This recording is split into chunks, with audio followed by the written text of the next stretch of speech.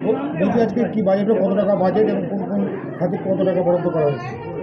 আমরা প্রতি বছরের ন্যায় যে এই বছরও 25-26-এ যে আমরা একটা পরিকল্পনা করি, সেই পরিকল্পনা বেসিসে আমরা আজকে প্রায় 224 কোটি টাকার মতো বাজেটে অর্থ পাস করা হলো।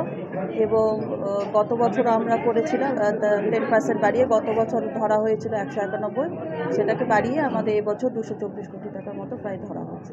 কোন খাতের মানে কোন কোন খাতে কি কোন কোন খাতে তো সেভাবে প্রচুর ধরা হয়েছে, এইভাবে তো বলা তো সম্ভব না।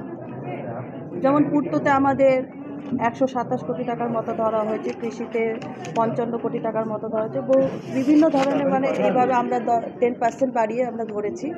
তো আমরা বিভিন্ন যে উন্নয়নমূলক কাজগুলো রয়েছে, সমাজ কল্যাণমূলক কাজগুলো রয়েছে, সেই পরিপ্রেক্ষিতে আমরা 10% বাড়িয়ে আমরা আজকে বাজেটটা বাড়িয়ে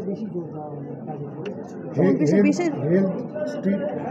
আমাদের তো বিশেষ করে হচ্ছে আমাদের জেলা পরিষদে যে সব কাজগুলো হয়ে থাকে, বিশেষ করে হচ্ছে আমাদের রাস্তা, পানীয় জল থেকে শুরু করে কালভার্ট এবং স্বাস্থ্য বলুন, বিভিন্ন ধরনের পরিকল্পনাকে আজ সামনে তুলে ধরা হয়েছে।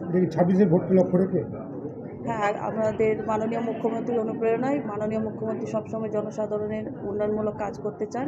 সেই 26-এর ভোটকে কেন্দ্র করেই বলুন বা সারা বছর যে আমরা মানুষের যে একটা সুবিধা পাইয়ে দেওয়ার চেষ্টা করি, সেই পরিকল্পনা বিশেষে আমাদের আজকে এই বাজেটটা। বিরোধীদের কোনো অবজেকশন নেই? না, বিরোধীদের কোনো অবজেকশন নেই। তাদেরকে আমরা সঙ্গে একসাথে নিয়েই আমরা জেলা পরিষদে সবসময় চলার চেষ্টা করি। আজকে বাজেট পাস হয়েছে, সবার সম্মতিক্রমে পাস হয়েছে।